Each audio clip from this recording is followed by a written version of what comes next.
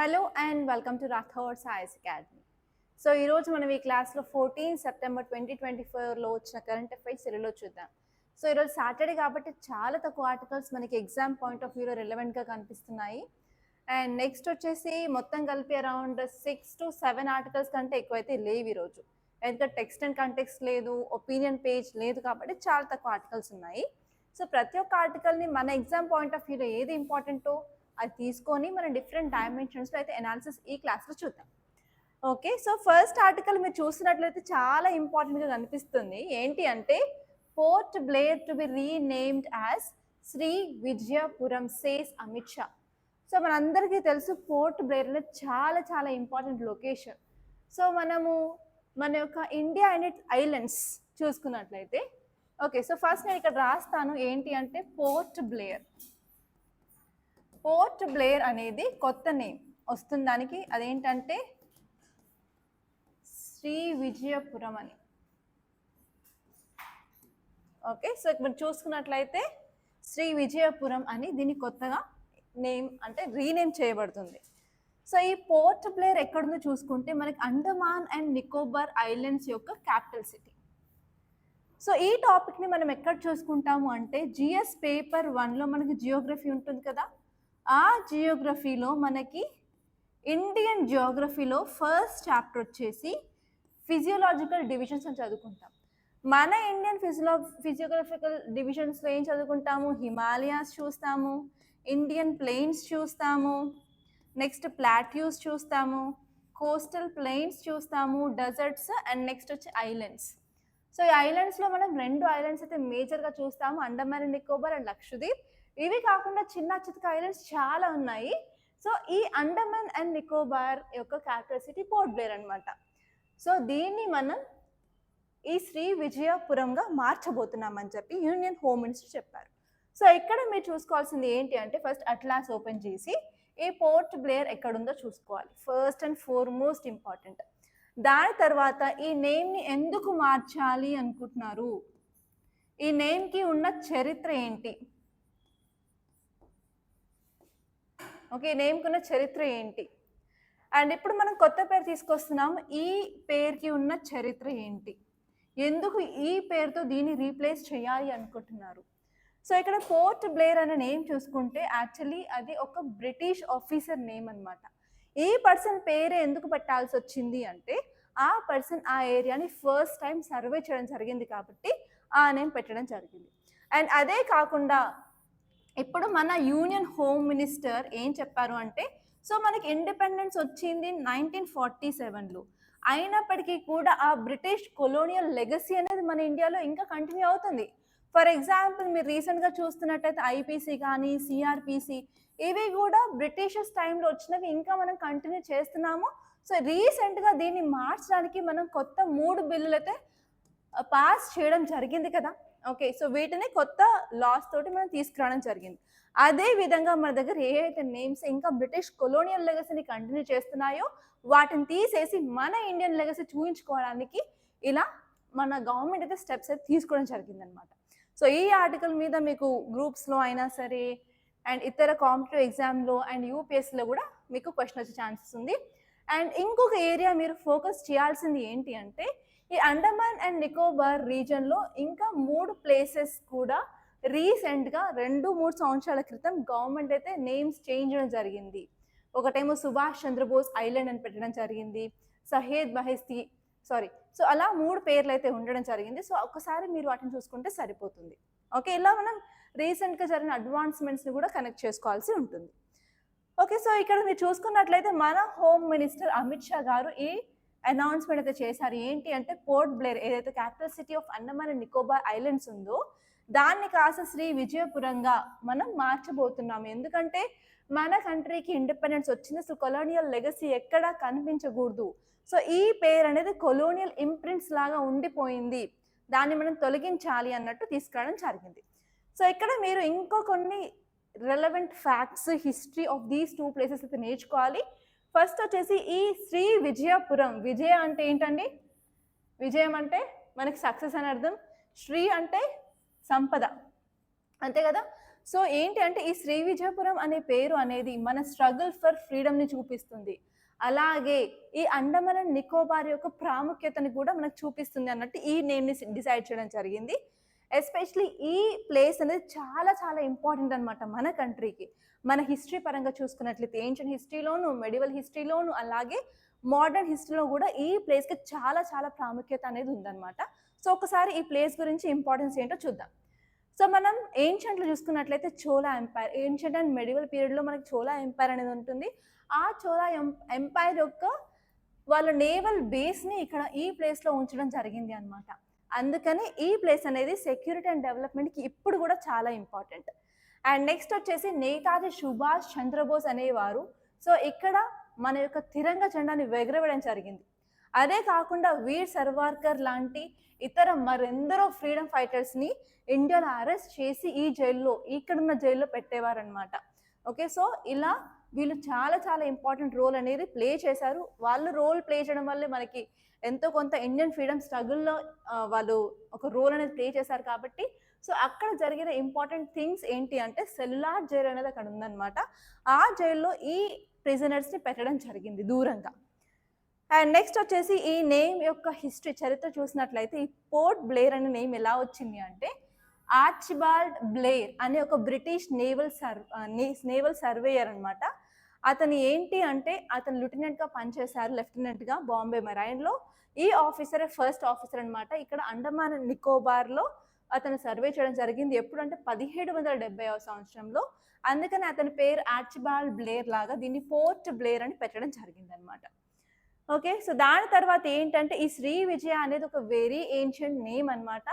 So actually ఇది ఒక important umpire సుమత్రాలో ఉండేదన్నమాట. సో ఆ యొక్క ఎంపైర్ యొక్క ఇన్ఫ్లుయెన్స్ అనేది ఎంటైర్ సౌత్ ఈస్ట్ ఏషియాలో ఉండేది. అండ్ ఈవెన్ ఈ పేరుతో ఉన్న ఈ ఎంపైర్ అనేది ఈవెన్ బుద్ధిజంని కూడా స్ప్రెడ్ చేయడానికి చాలా చాలా యూస్ఫుల్ అయింది. కాకపోతే అన్ఫార్చునేట్గా 11వ శతాబ్దంలో ఏంటంటే సో ఈ ఎంపైర్ అనేది తగ్గిపోవడం, డిక్లైన్ అవ్వడం జరిగింది. దాని తర్వాత ఏంటంటే చోలాస్ కూడా ఇక్కడ పోర్ట్స్ పెట్టుకొని నేవల్ బేస్గా తీసుకురావడం జరిగిందనమాట. సో అందుకే ఈ ఐలాండ్ వచ్చేసి చాలా చరిత్రాత్మకరమైంది. అండ్ ఎస్పెషల్లీ చోళాకి సంబంధించిన రాజేంద్ర 1 కూడా ఏంటి అంటే ఇక్కడ ఈ శ్రీ విజయ మీద అటాక్ చేయడానికి కూడా ఈ ఐలాండ్ని యూజ్ చేసుకోవడం జరిగింది. సో ఇలా మనం ఏంటి అంటే కొలోనియల్ లెగసీని, కొలోనియల్ స్లేవరీని అవి మనం తిరిగి రాయాలన్నట్టు ఈ పేరుని అయితే ఎంచుకోవడం జరిగింది. ఇది చాలా ఇంపార్టెంట్. అండ్ నెక్స్ట్ వచ్చేసి వెదర్ గాడ్స్. ఈ టాపిక్ ఏంటి అంటే మిషన్ మౌసం మీద. ఈ టాపిక్ వచ్చేసి మిషన్ మౌసం. ఆల్రెడీ ఈ టాపిక్ మీద మనం ఇంతకుముందు డిస్కషన్ అయితే చేశాము, కానీ ఈరోజు ఆర్టికల్స్ తక్కువ ఉన్నాయి కాబట్టి కంపల్సరీ నేను ఈ టాపిక్ తీసుకోవాల్సి వచ్చింది.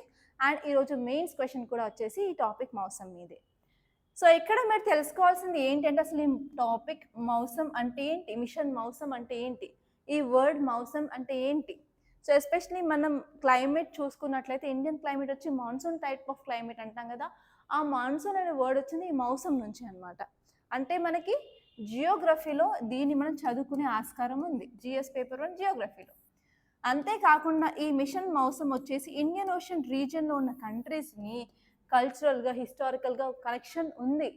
మనం ఆ కనెక్షన్ని పెంచుకోవడానికి తీసుకొచ్చిన ప్రాజెక్టే మిషన్ మౌసం. కాబట్టి ఈవెన్ మనం జిఎస్ పేపర్ 2లో ఇంటర్నేషనల్ రిలేషన్స్లో కూడా చదువుకునే అవకాశం ఉంది. సో ఇక్కడ మీరు ఫోకస్ చేయాల్సిన డైమెన్షన్స్ ఏంటి అంటే ఫస్ట్ వచ్చేసి what is mission Mausam, what are aims and objectives. And ఈ మిషన్ మౌసంని సక్సెస్ చేయడానికి మనకున్న ఛాలెంజెస్ ఏంటి, మనం ఇక్కడ ఎలాంటి మెజర్స్ని తీసుకోవాలి. సో ఇవన్నీ ఇంపార్టెంట్ థింగ్స్ అనమాట మీరు చూసుకోవాల్సినవి. ఓకే, సో ఇప్పుడు మనం కంటెక్స్ట్ చూసినట్లయితే యూనియన్ క్యాబినెట్ అనేది రీసెంట్గా ఈ మిషన్ మౌసంని అప్రూవ్ చేయడం జరిగింది. సో మీరు ఆన్సర్స్ రాసేటప్పుడు చాలామంది చేసే మిస్టేక్ ఏంటి అంటే ఎన్ని కోట్ల రూపాయలు అవన్నీ రాస్తున్నారు. సో అసలు మనకి ఈ కౌంట్ అనేది అవసరం, అసలు నెంబర్ డేటా అసలు ఇంక్లూడ్ చేయకండి, ఎందుకంటే అది గుర్తుండదు. అండ్ నెక్స్ట్ వచ్చేసి అసలు ఇక్కడ ఇంప్లిమెంటింగ్ ఏజెన్సీ ఎవరు అంటే ఐఎండి ఒకటి, Indian institute of tropical meteorology ఒకటి, and national centre for medium range weather forecasting. So important objectives ఏంటి అంటే మనకి ఉన్న క్లైమేట్ని అలాగే కల్చర్ని ఇంక్లూడ్ చేసుకోవడం. సో సో క్లైమేట్ వచ్చేసి మనకి weather and climate related science గురించి, రీసెర్చ్ గురించి, సర్వీసెస్ గురించి, అలాగే ఎవరైతే స్టేక్ హోల్డర్స్ ఉన్నారో సిటిజన్స్కి కూడా మనము అప్డేట్స్ అనేది ఇస్తూ ఉండాలి ఎక్స్ట్రీమ్ వెదర్ ఈవెంట్స్కి అండ్ ఇంపాక్ట్స్ ఆఫ్ క్లైమేట్ చేంజ్కి. అలాగే మనం అక్కడ ఉన్న కంట్రీస్తో కూడా మనం కల్చరల్గా ఇంపార్టెంట్ రిలేషన్స్ని మెయింటైన్ చేసుకోవాలన్నదే ఈ ప్రాజెక్ట్ అనమాట, అంతకుమించి ఇంకేం లేదు. సో నెక్స్ట్ చూసుకున్నట్లయితే the shock of crumbling infrastructure and the solution. So మనందరికీ తెలుసు రీసెంట్గా ఏంటి అంటే ఎన్నో under construction bridges in Bihar కూలిపోవడం జరిగింది. సో దానివల్ల ప్రాణ నష్టం కూడా అయింది. సో ఆ టాపిక్స్ మనం చదువుకున్నప్పుడు ఏంటంటే హ్యూమన్ మేడ్ డిజాస్టర్ కింద పెట్టుకున్నాం, అవునా? హ్యూమన్ మేడ్ డిజాస్టర్లో ఒక ఎగ్జాంపుల్ ఏంటండి, ఇలా బ్రిడ్జెస్ అనేది కూలిపోవడం, కొల్లాప్స్ ఆఫ్ బ్రిడ్జెస్. సో ఈ టాపిక్ మనం ఏ సబ్జెక్ట్స్ కింద చదువుకోవడానికి ఆస్కారం ఉంది? జిఎస్ పేపర్ 3లో డిజాస్టర్ మేనేజ్మెంట్లోను, అండ్ ఈ బ్రిడ్జెస్ కన్స్ట్రక్షన్ వచ్చి ఇన్ఫ్రాస్ట్రక్చర్లో పార్ట్. కాబట్టి జిఎస్ పేపర్ 3లో మనకి ఎకానమీలో చదువుకోవడానికి వీలుగా ఉంది. అండ్ నెక్స్ట్ వచ్చేసి అది కూలిపోవడం వల్ల ఎవరికి impact? Society. So GS paper 2లో సొసైటీ అండ్ సోషల్ ఇష్యూస్లో కూడా మనం చదువుకుంటాము. అదే కాకుండా గవర్నమెంట్ రీసెంట్గా ఇన్ఫ్రాస్ట్రక్చర్ని పెంచడానికి ఒక స్కీమ్ అనేది తీసుకొచ్చింది. అది ఏంటంటే పిఎం గతిశక్తి. సో ఇది వచ్చేసి మనం జిఎస్ పేపర్ 2 గవర్నెన్స్లో చదువుకుంటాం అనమాట. ఓకే, సో ఇక్కడ మీరు చూసుకోవాల్సింది అసలు ఈ man made disasters or human made disasters జరగడానికి గల కారణాలేంటి, అండ్ ఇది జరగకుండా అరికట్టడానికి మనం ఎలాంటి మెషర్స్ తీసుకోవాలి. మెషర్స్ ఎప్పుడైనా మీరు షార్ట్ టర్మ్ మెషర్స్ రాయాలి, అలాగే లాంగ్ టర్మ్ మెషర్స్ సెపరేట్గా ఒక 4 పాయింట్స్, ఇక్కడ ఒక 4 పాయింట్స్ రాస్తే సరిపోతుంది. సో ఈ టాపిక్ అనేది మీకు ఎస్పెషలీ మెయిన్స్ ప్రకారంగా చాలా ఇంపార్టెంట్. అండ్ రేపటి మెయిన్స్ క్వశ్చన్ వచ్చేసి ఈ టాపిక్ మీద ఉంటుంది, human made disaster especially collapse of bridges of Bihar మీద. అండ్ నేను ఏదైతే క్వశ్చన్స్ ఇస్తున్నానో కంపల్సరీ రాయడానికి అయితే ట్రై చేయండి. అండ్ ఈవెన్ మన స్టూడెంట్స్, జిఎస్ ఫౌండేషన్ స్టూడెంట్స్ ఎంత బాగా రాస్తున్నారంటే జస్ట్ 3 months ఆఫ్ కోచింగ్లో వాళ్ళు అంతా ఇంప్రూవ్ అయ్యారు. సో నేనైతే చాలా చాలా హ్యాపీగా ఉన్నాను. అండ్ ఈవెన్ మీరు అడగొచ్చు నిజమేనా అని. సో ఈవెన్ మన యూట్యూబ్ కమ్యూనిటీలో కూడా నేను పోస్ట్ చేస్తున్న ఆన్సర్స్ ఇక్కడ మన స్టూడెంట్స్ రాసిన ఆన్సర్సే. ఓకే, సో మీరు కూడా ఈ ఆన్సర్స్కి కంపల్సరీ నేను ఇచ్చిన క్వశ్చన్స్కి ఆన్సర్ రాసి మీరైతే ట్రై చేయండి అట్లీస్ట్ రాయడానికి. ఎప్పుడైనా సరే మన పెన్ను పెట్టి రాస్తేనే మన ఎబిలిటీ ఏంటో తెలుస్తుంది. అంతవరకు ఈవెన్ మనలో ఎంత సత్తా ఉందో మనం అంచనా కూడా వేయలేము. మన అంచనా మించి ఉంటుంది మనకి ఎబిలిటీ ఎప్పుడైనా సరే మనకు మనం తక్కువ అంచనా వేసుకుంటాం. సో అలా ఏంటంటే మీ గురించి మీరు తక్కువ అంచనా వేసుకోకుండా సో ఫస్ట్ రాయడానికి అయితే ట్రై చేయండి. సో రాస్తూ ఉంటే ఆటోమేటిక్గా మీరే ఇంప్రూవ్ అవుతారు. ఓకే, సో ఇక్కడ టాపిక్ వచ్చేసి ఏంటంటే రీసెంట్గా అండర్ కన్స్ట్రక్షన్ ఉన్న బ్రిడ్జెస్ ఈ బీహార్లో కుప్పకూలడం జరిగింది. సో దానివల్ల మన క్వశ్చన్ ఏంటి, మనం ఎలాంటి క్వాలిటీ ప్రొవైడ్ చేస్తున్నాం ఇన్ఫ్రాస్ట్రక్చర్లో అనే క్వశ్చన్ ఫస్ట్ రేజ్ అయింది. అదే కాకుండా ఎవరైతే ప్రాజెక్ట్స్ అప్రూవల్ చేశారో వాళ్ళు అసలు ఆడిట్ చేస్తున్నారా లేదా, ఇన్స్పెక్షన్ చేస్తున్నారా లేదా, ఈ ప్రాజెక్ట్ని ఎలా మేనేజ్ చేస్తున్నారు, వాటి మీద కూడా క్వశ్చన్స్ రావడం అయితే జరిగాయి. సో అదే కాకుండా ఒక సైడ్ నుంచి చూస్తేనే మన గవర్నమెంట్ ఇన్ఫ్రాస్ట్రక్చర్ అంటుంది, డెవలప్డ్ కంట్రీ అంటుంది, వికసిత్ భారత్ అంటుంది, సస్టైనబుల్ డెవలప్మెంట్ గోల్స్ అంటుంది.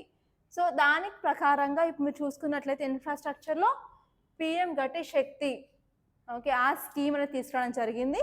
ఆ స్కీమ్లో ఏంటంటే ఇలా క్యాపిటల్ డెవలప్మెంట్కి ఎక్స్పెండిచర్ కోసము అయితే ఇవ్వడం జరిగింది. అయినప్పటికీ మన దగ్గర కొన్ని ప్రాబ్లమ్స్ ఉన్నాయి. ఏంటి అంటే డిలే ఇన్ ప్రాజెక్ట్స్ ఒకటి, అండ్ కాస్ట్ అనుకున్న దానికంటే ఎక్కువ ఖర్చు అవ్వడము, అండ్ నెక్స్ట్ వచ్చి ప్రాపర్గా ప్లానింగ్ అనేది లేదనమాట ఇన్ఫ్రాస్ట్రక్చర్లో.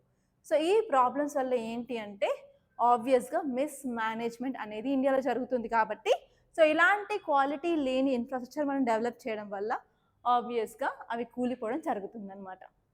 సో ఇక్కడ మీరు చూడాల్సిన important points as UPSC aspirants ఏంటి అంటే అసలు క్వాలిటీ కంట్రోల్ చేయాలి అంటే ప్రాసెస్ ఏంటి.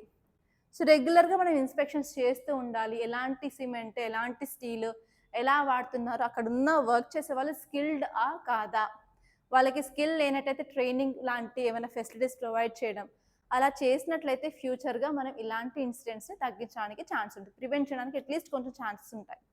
అండ్ నెక్స్ట్ వచ్చేసి ఏంటి అంటే మనం ఎప్పుడైనా సరే ఎకనామీ డెవలప్ అవ్వాలి అని అన్నట్లయితే కంపల్సరీ ఇన్ఫ్రాస్ట్రక్చర్ లేకుండా డెవలప్మెంట్ అనేది కాదు. సో ఇన్ఫ్రాస్ట్రక్చర్ డెవలప్మెంట్ అనేది చాలా చాలా క్రూషియల్ అనమాట. ఎస్పెషలీ మనకున్న గోల్ ఏంటి, Viksit Bharat, India should be a developed country by 2047. ఆ గోల్ని అచీవ్ అవ్వాలంటే కంపల్సరీ ఎలాంటి మిస్టేక్ అనేది ఇన్ఫ్రాస్ట్రక్చర్లో జరగకూడదు. అండ్ నెక్స్ట్ వచ్చేసి మన దగ్గర ఆల్రెడీ చాలా ఛాలెంజెస్ అయితే ఉన్నాయి.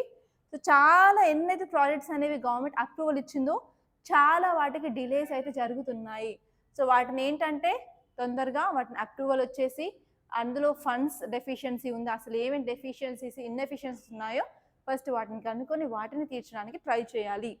అండ్ నెక్స్ట్ వచ్చేసి ఏంటి అంటే మన దగ్గర ఉన్న కెపాసిటీ, అంటే మన దగ్గర ప్రాపర్గా టెక్నాలజీ లేకపోతే టెక్నాలజీ తీసుకురావడం, స్కిల్డ్ వర్కర్స్ లేకపోతే స్కిల్డ్ వర్కర్స్ని తీసుకురావడం, లేకపోతే వాళ్ళకి ట్రైనింగ్ సరిగ్గా లేదు అంటే ట్రైనింగ్ ఇప్పించడం.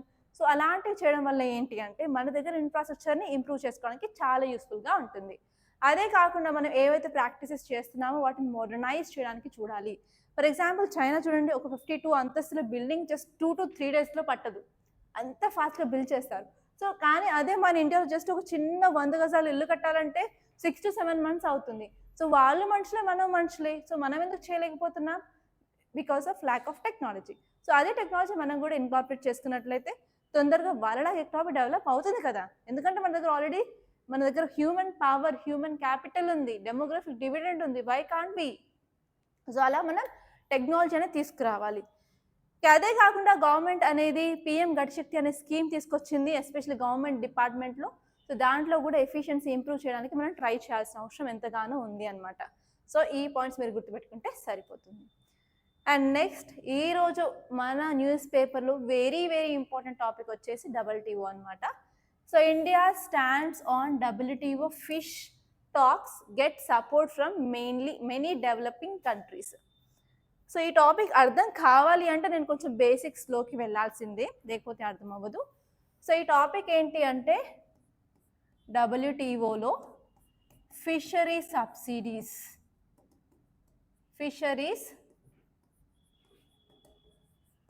సబ్సిడీస్ మీద కంప్లైంట్ అయితే ఫైల్ చేయడం జరిగింది. కంప్లైంట్ ఎవరు ఫైల్ చేశారు అంటే డెవలప్డ్ కంట్రీస్. ఎవరి మీద ఫైల్ చేయడం జరిగింది? ఇండియా మీద ఫైల్ చేయడం జరిగింది. అయితే ఇక్కడ వచ్చేసరికి చాలా డెవలపింగ్ కంట్రీస్ అనేవి ఇండియాకి సపోర్ట్ చేస్తున్నారు. ఓకే, ఇప్పుడు ఉన్నది స్టోరీ ఏంటి అంటే WTOలో ఫిషరీ సబ్సిడీస్ మీద ఇండియా మీద కంప్లైంట్ డెవలప్డ్ కంట్రీస్ ఇస్తే ఇప్పుడు డెవలపింగ్ కంట్రీస్ ఇండియాకి సపోర్ట్ చేస్తున్నాయి, సబ్సిడీస్ కావాలి అని. ఓకే, సో దీని గురించి మనం స్టోరీ చూసినట్లయితే అసలు సబ్సిడీస్ అంటే ఏంటి? గవర్నమెంట్ సపోర్ట్ చేస్తుంది. ఓకే, ఫర్ ఎగ్జాంపుల్ ఇక్కడ నేను USA తీసుకుంటున్నాను, ఇంకొక సైడ్ వచ్చేసి ఇండియా తీసుకుంటున్నాను. సో ఫోకస్ చేయండి, ఒక 2 to 3 minutes అంతే. సో ఇక్కడ USA ఉంది, ఇక్కడ ఇండియా ఉంది. సో USAలో ఒక ఫిషర్మెన్ ఉన్నాడు ఫర్ ఎగ్జాంపుల్, ఇండియాలో కూడా ఫిషర్మెన్ ఉన్నాడు. సో ఇతను ఫిషింగ్ చేస్తాడు, ఇతను ఫిషింగ్ చేస్తాడు. సో ఫిషింగ్ చేయాలంటే వాళ్ళకి ఎక్విప్మెంట్ కావాలి. సో బేసిక్గా వాళ్ళకి ఏం కావాలి? నెట్స్ కావాలి. Okay, fishing nets. ఓకే, దాన్ని ఏమంటారు? వలలు అంటారు, చేపలు పట్టే వలలు కావాలి. వాళ్ళు సీలోకి వెళ్ళాలంటే కంపల్సరీ బోట్స్ కావాలి. ఓకే, ఫర్ ఎగ్జాంపుల్ ట్రాలర్స్ కావాలి. ట్రాలర్స్ అంటే మనందరికీ తెలుసు కదా. సో ఈ ట్రాలర్స్ కావాలి. సో వీళ్ళకి ట్రాలర్స్ కావాలి, వీళ్ళకి ట్రాలర్స్ కావాలి. అసలు డెవలప్డ్ కంట్రీస్ ఏంటి అంటే అసలు సబ్సిడీస్ అనేది ఇవ్వరు. ఓకే, సబ్సిడీస్ ఇక్కడ ఇవ్వరు. కానీ డెవలపింగ్ కంట్రీస్లో ఏంటి అంటే సబ్సిడీస్ అయితే ఇస్తారు. ఓకే, సో ఇప్పుడు ఇంకా డీటెయిల్గా చూసుకున్నట్లయితే ఈ ఫిషర్మెన్కి ఈ బోట్ కావాలి అంటే ఫర్ ఎగ్జాంపుల్ 10,000 rupees కట్టాలి అనుకుంటున్నాం. సో ఇక్కడ సబ్సిడీస్ ఇవ్వరు కాబట్టి ఇప్పుడు ఈ ఫిషర్మెన్కి ఈ బోట్ తేవాలి అంటే కంపల్సరీ అతను జోబులో నుంచి 10,000 rupees పెట్టి దీన్ని కొనుక్కోవాల్సిన అవసరం ఉంటుంది. ఓకే, సో ఇక్కడ ఏంటంటే సబ్సిడీస్ అంటే ఇస్తున్నారు ఇండియాలో. ఫర్ ఎగ్జాంపుల్ ఈ ఫిషర్మెన్కి కూడా ఈ బోట్ కావాలి అంటే 10,000 rupees కావాలి అనుకుందాం. సో ఇక్కడ గవర్నమెంట్ వచ్చేసి ఫర్ ఎగ్జాంపుల్ 50% సబ్సిడీ ఇస్తుంది. అంటే ఇతను ఎంత కట్టాలి జోబులో నుంచి డబ్బులు? అందులో సగమే కదా, అంటే 5,000 rupees అనేది ఈ పర్సన్ కడితే ఈయనకి బోట్ వస్తుంది. బోట్ వేసుకొని వెళ్ళి చేపలు అనేది పట్టుకొస్తారు. సో చేపలు పట్టుకొచ్చిన తర్వాత వీళ్ళు ఏం చేస్తారు? అమ్ముతారు. సో ఇతను ఇనిషియల్గా 10,000 రూపాయలు పెట్టి ఆ బోట్ కొనుక్కొచ్చారు కాబట్టి ఫర్ ఎగ్జాంపుల్ ఒక కేజీ ఫిషెస్ 100 rupeesకి అమ్ముతున్నాడు అనుకోండి. ఎందుకంటే జోబు నుంచి పెట్టాడు కాబట్టి ఆయనకి ఇన్కమ్ రావాలి, లాగుబడి పెట్టాడు అంటే పెట్టుబడి పెట్టాడు కాబట్టి తనకి రావాలని చూస్తాడు. ఈ పర్సన్ పెట్టిన పెట్టుబడి ఎంత 5,000 మాత్రమే. సో ఇక్కడ చేపల రేట్ ఎక్కువ ఉంటుంది, ఇక్కడ చేపల రేట్ ఎక్కువ ఉంటుందా? సో ఇక్కడ ఫర్ ఎగ్జాంపుల్ ఈ పర్సన్ జస్ట్ 50 రూపాయలకి అమ్ముతున్నాడు. సో ఇక్కడ ఈ పర్సన్ 100 రూపాయలకి అమ్ముతున్నాడు. ఎక్కడ చేపల రేట్ తక్కువ ఉంది? ఇండియా. ఎందుకు తక్కువ ఉంది ఇండియాలో? ఎందుకంటే గవర్నమెంట్ వాళ్ళకి సబ్సిడీస్ ఇస్తుంది కాబట్టి. ఓకే, సో వీళ్ళు చేపలు పడుతున్నారు, ఓకే బాగానే ఉంది బేరం. ఏంటంటే ఎక్కువ పడుతున్నారు. అప్పుడు ఏం వెళ్తారు? వేరే కంట్రీస్కి ఎక్స్పోర్ట్ చేస్తారు కదా. సో ఈ చేపలు ఏంటి అంటే సేమ్ చేపలు ఇండియా నుంచి మార్కెట్కి వెళ్తున్నాయి అండ్ యుఎస్ నుంచి కూడా ఇంటర్నేషనల్ మార్కెట్స్కి వెళ్తున్నాయి. ఇప్పుడు ఇంటర్నేషనల్ మార్కెట్స్కి వెళ్ళినప్పుడు ఇక్కడ ఇండియా వాళ్ళు 50 రూపాయల కిలో అమ్ముతున్నారు, యుఎస్ఏ వాళ్ళు 100 రూపాయల కిలో అమ్ముతున్నారు. సో ఏ చేపలకి ఎక్కువ డిమాండ్ ఉంటుంది? ఇండియా చేపలకి ఎక్కువ డిమాండ్ ఉంటుంది, ఎందుకంటే తక్కువ ప్రైస్ కాబట్టి. ఓకే, సో ఇప్పుడు ఈ టాపిక్ క్లియర్ అయితే మనం వెనకకి వెళ్తే అసలు WTO ఎందుకు వచ్చింది? మనకి ఇండియాలో 1991లో LPG రిఫార్మ్స్ తీసుకొచ్చాము. Liberalisation, privatisation, globalisation. గ్లోబలైజేషన్ అంటే ఏంటి? ఒక కంట్రీ ఇంకో కంట్రీతో ఇంటర్లింక్డ్ అనమాట. ఎవ్రీ కంట్రీ ఇంటర్లింక్గా ఉంటాయి. సో ఇప్పుడు మనం ఎవ్రీ కంట్రీ ఇంటర్లింక్గా ఉన్నప్పుడు ట్రేడ్ కూడా ఇంటర్లింక్గానే ఉంటుంది కదా. ఈ ట్రేడ్ని ఫ్రీ అండ్ ఫెయిర్గా ఎవరికి ఎలాంటి నష్టం లేకుండా చూడాలి అని చెప్పి మనం తీసుకొచ్చిన ఆర్గనైజేషనే WTO అనమాట. సో ఇక్కడ నేను ఇక్కడ ఎగ్జాంపుల్ చెప్పినప్పుడు చూసుకున్నట్లయితే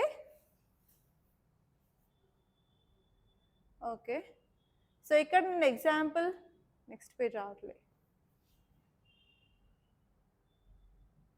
ఓకే, సో ఇక్కడ నేను ఎగ్జాంపుల్ చెప్పినప్పుడు ఏం చెప్పాను? సో ఇంటర్నేషనల్ మార్కెట్కి వెళ్ళినప్పుడు ఇతనే 50 రూపీస్కి అమ్ముతున్నాడు, ఇక్కడ 100 రూపీస్ అమ్ముతున్నాడు. సో దానివల్ల ఇండియాకి ఎక్కువ డిమాండ్ ఉంది, యూఎస్ఏకి డిమాండ్ లేదు. సో ఇది ఫ్రీ అండ్ ఫెయిర్ ట్రేడా? కాదు కదా. సో ఒకరికి ఏం లాభం వస్తుంది, ఒకరికి నష్టం వస్తుంది కాబట్టి. సో ఈ కంట్రీస్, డెవలప్డ్ కంట్రీస్ ఏం చేశారు అంటే డెవలపింగ్ కంట్రీస్ ఇలాంటి సబ్సిడీస్ ఇవ్వడం వల్ల మా ట్రేడ్కి ఇబ్బందులు వస్తున్నాయి, మా ప్రోడక్ట్స్ ఎక్కువ కొనుక్కోవట్లేదు, మాకు నష్టాలు వస్తున్నాయి అని ఈ సబ్సిడీస్ ఇవ్వద్దు అని చెప్పి ఈ కేసు అనేది ఫైల్ చేయడం జరిగింది. సో ఇప్పుడు ఏమైంది అంటే చాలా కంట్రీస్ ఇండియాకి సపోర్ట్ చేయడం జరిగింది. ఎందుకంటే మా లాంటి కంట్రీస్ కూడా డెవలప్ అవ్వాలి అంటే ఎస్పెషల్లీ పీపుల్కి సబ్సిడీ ఇస్తేనే వాళ్ళు పనిచేస్తారు, మాకు ఫారెన్ రిజర్వ్స్ అనేవి వస్తాయి అని చెప్పి వీళ్ళు ఫైట్ చేస్తున్నారు అనమాట. ఇది సో ఇలా మీరు WTO చదివినప్పుడు ఇంకా డీటెయిల్గా అక్కడ అగ్రికల్చర్ రిలేటెడ్ సబ్సిడీస్ ఉంటాయి, ఫిషరీస్ రిలేటెడ్ సబ్సిడీస్ ఉంటాయి. సో కొన్ని సబ్సిడీస్ ఏమో డైరెక్ట్గా ప్రొడక్షన్ ఇంక్రీజ్ చేయడానికి చూస్తాము, కొన్ని సబ్సిడీస్ ఏమో ఇన్ఫ్రాస్ట్రక్చర్కి చేస్తారు, కొన్ని సబ్సిడీస్ ఏమో రీసెర్చ్ అండ్ డెవలప్మెంట్కి ఉంటాయి. సో అలా డిఫరెంట్ ఉంటాయి అన్నమాట. సో అది క్లియర్గా మీరు ఎకనామీలో వరల్డ్ ట్రేడ్ ఆర్గనైజేషన్ చదివినప్పుడు క్లియర్గా సార్ అయితే చెప్తారనమాట, అక్కడ మీరు నోట్ చేసుకోండి. ఓకే, ఇదన్నమాట. ఇప్పుడు చూసుకున్నట్లయితే ఆర్టికల్, సో ఇండియాకి WTOలో ఫైల్ చేసిన కీస్కి చాలా సపోర్ట్ అనేది డెవలపింగ్ నేషన్స్ అనేది చేయడం జరిగింది. కానీ ఇక్కడ ఇంకొక ప్రాబ్లం ఏంటి అంటే మనం సబ్సిడీస్ ఇవ్వడం వల్ల ఫిషర్మెన్ ఎక్కువ ఫిషింగ్ చేస్తాడు. ఎక్కువ ఫిషింగ్ చేయడం వల్ల ఏమవుతుందంటే ఓవర్ ఎక్స్ప్లాయిటేషన్ అనేది అవుతుంది. అండ్ ఇంకొక ప్రాబ్లం ఏంటి అంటే ఈ సబ్సిడీస్ ఇవ్వడం వల్ల ఎక్కువ పెద్దగా ఉన్న అంటే చాలా పెద్ద ఫిషర్మెన్ యూజ్ అవుతుంది, కానీ చిన్న చితుకు వాళ్ళకి యూజ్ అవ్వట్లేదు. కాబట్టి ఈవెన్ స్మాల్ స్కేల్ ఫిషర్స్కి కూడా సపోర్ట్ అనేది ప్రొవైడ్ చేయాలి అని చెప్పి గవర్నమెంట్ అయితే చెప్పడం జరిగింది. సో ఇదండి ఈరోజు ఆర్టికల్. సో ఇక్కడ మీరు చూడాల్సింది ఏంటి అంటే ఇండియాకి గ్లోబల్గా అంటే చాలా డెవలపింగ్ కంట్రీస్ అనేది హెల్ప్ చేయడం జరిగింది అనమాట ఈ విషయంలో. సో ఎస్పెషల్లీ మనం ఏంటి అంటే డిఫరెంట్ కంట్రీస్తో నెగోషియేషన్ చేయడం వల్ల కూడా ఇలాంటి ఆర్గనైజేషన్లో ఎప్పుడైనా కేసు ఫైల్ అయినప్పుడు డిఫరెంట్ కంట్రీస్ కూడా హెల్ప్ చేయడం జరుగుతుంది. అందుకే మన గ్లోబల్ సౌత్లో లీడర్ ఉండడం కూడా చాలా ఇంపార్టెంట్ అనమాట. అండ్ ఇక్కడ వచ్చేసరికి ఏంటంటే ఇలా గవర్నమెంట్ సబ్సిడీస్ ఇవ్వడం వల్ల నార్మల్గా రిచ్ ఫిషర్మెన్స్కి ఎక్కువ యూజ్గా ఉంటుంది, వాళ్ళు ఎక్కువ బెనిఫిట్స్ని పొందుతారు. సో స్మాల్ ఫిషర్మెన్స్కి అంత లాభం అయితే ఉండదు కాబట్టి ఎథికల్గా వాళ్ళకి ఎక్కువ పోయేటట్టు అంటే టార్గెట్ చేసి ఎస్పెషల్లీ ఎవరికైతే అవసరమో బెనిఫిట్స్ వాళ్ళకి మాత్రం వెళ్ళేటట్టు చేయడానికి ట్రై చేయాలన్నట్టు ఇక్కడ ఇవ్వడం జరిగింది. అండ్ నెక్స్ట్ వచ్చేసి ఇక్కడ మీరు ఫోకస్ చేయాల్సింది WTO అగ్రిమెంట్ ఫిషరీస్ది మనం ఎప్పుడు సైన్ చేయడం జరిగింది అని. సో మనం అరౌండ్ 2022లోనే WTO agreement on fishery subsidies అనేది చేయడం జరిగింది. అక్కడ మనం ఎందుకు చేసాము అంటే సస్టైనబుల్ ఫిషింగ్ ప్రాక్టీసెస్ చేయాలి, ఫిష్ స్టాక్స్ని ప్రొటెక్ట్ చేయాలి గ్లోబల్గా. అలాగే ఏంటి అంటే మన ఫిషింగ్ సెక్టార్లో కూడా మనం డెవలప్మెంట్ చేయాలన్నట్టు తీసుకురావడం జరిగింది. సో ఈ ఫిషరీ సబ్సిడీస్లో మనకి 3 రకాల సబ్సిడీస్ ఉంటాయి. ఫస్ట్ వచ్చేసి ఏంటంటే బెనిఫిషియల్ సబ్సిడీస్, అంటే ఇన్వెస్ట్మెంట్స్ చేసి మనం కన్జర్వేషన్ చేస్తూ ఉంటాము, సస్టైనబిలిటీ చేస్తూ ఉంటాము, మేనేజ్మెంట్ చేస్తూ ఉంటాము, అక్కడ వాళ్ళు సబ్సిడీస్ అనేవి ఇస్తారు. సెకండ్ వచ్చేసి ఏంటంటే కెపాసిటీ ఎన్హాన్సింగ్ సబ్సిడీస్, అంటే ఫిషింగ్ కెపాసిటీని ఇంక్రీజ్ చేయడానికి వాళ్ళు సబ్సిడీస్ అనేది ఇస్తారు. ఫిషింగ్ కెపాసిటీని ఇంక్రీజ్ చేస్తే ఏమవుతుంది, ఆబ్వియస్గా చిన్న చిన్న చేపలు కూడా పట్టుకొని వాళ్ళు జస్ట్ వదిలేస్తారు. దానివల్ల మనకి ఓవర్ ఎక్స్ప్లాయిటేషన్ అవ్వడం జరుగుతుంది. సో దీనివల్ల మన ఎన్వైరన్మెంట్లో కూడా చాలా ప్రాబ్లం అనేది ఉంటుంది. అండ్ నెక్స్ట్ వచ్చేసి అంబిగ్యువస్ సబ్సిడీస్ అనమాట. ఇదేం చేస్తుందంటే సస్టైనబుల్ మేనేజ్మెంట్కి యూజ్ అయ్యేలా ఉంటుందన్నమాట. ఎస్పెషలీ ఈ కెపాసిటీ ఎన్హాన్సింగ్ మీద ఇప్పుడు కేసు అనేది అవ్వడం జరిగింది. అండ్ నెక్స్ట్ చూసుకున్నట్లయితే WHO clears Bavarian Nordic's shot for mpox. So మనందరికీ తెలుసు రీసెంట్గా ఎంపాక్స్ని WHO అనేది పబ్లిక్ హెల్త్ ఎమర్జెన్సీగా డిక్లేర్ చేసింది. అండ్ ఎస్పెషలీ ఇప్పుడు ఆఫ్రికాలో ఉన్న కంట్రీస్కి వ్యాక్సిన్స్ అనేది చాలా అవసరం అనమాట. సో 10 మిలియన్ వ్యాక్సిన్ డోసెస్ కావాలి, బట్ మన దగ్గర 0.21 డోసెస్ మాత్రమే ఉన్నాయి. అండ్ ఈ వ్యాక్సిన్ వల్ల చాలా మంది చనిపోవడం జరిగింది, ఈ డిసీజ్ వల్ల, ఎంపాక్స్ వల్ల చాలా మంది చనిపోవడం జరిగింది. కాబట్టి ఇప్పుడు వ్యాక్సిన్ అనేది చాలా ఇంపార్టెంట్. సో ఇక్కడ చూసుకున్నట్లయితే WHO అంటే వరల్డ్ హెల్త్ ఆర్గనైజేషన్ అనేది ప్రీ క్వాలిఫికేషన్, అది క్వాలిఫై అవ్వక ముందే దానికి అప్రూవల్ అనేది ఇచ్చేసింది అనమాట, ఇప్పుడు ఎమర్జెన్సీ కాబట్టి. ఓకే, సో అందుకని ఇది న్యూస్లో ఉంది. ఒక్కసారి ఆల్రెడీ మీరు ఎంపాక్స్ మీద క్వశ్చన్ అనేది రాశారు కరెంట్ అఫైర్స్ బేస్డ్గా. సో కాబట్టి దాన్ని ఒకసారి రివైజ్ అయితే చేయండి, ఒకసారి ఈ ఆర్టికల్ గురించి చూసుకుంటే సరిపోతుంది.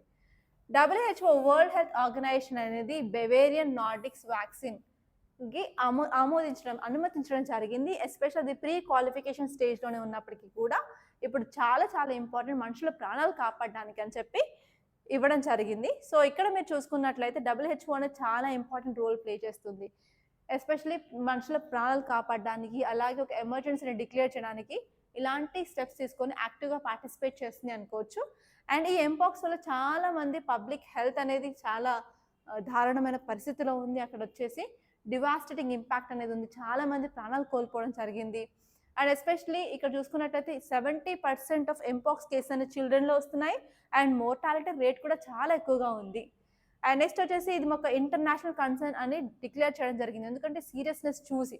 అండ్ ఇండియాలో కూడా ఒక ఎంపాక్స్ కేసు అయితే రికార్డ్ అయిందనమాట. సో ఎక్కడైనా సరే ఈ వైరస్ డిసీజెస్ వస్తే ఈజీగా స్ప్రెడ్, ట్రాన్స్మిషన్ అయ్యే ఛాన్సెస్ ఉంటుంది. సో గవర్నమెంట్స్ అనేది చాలా మంచి స్టెప్స్ తీసుకొని వాటిని అరికట్టడం చేయాలి.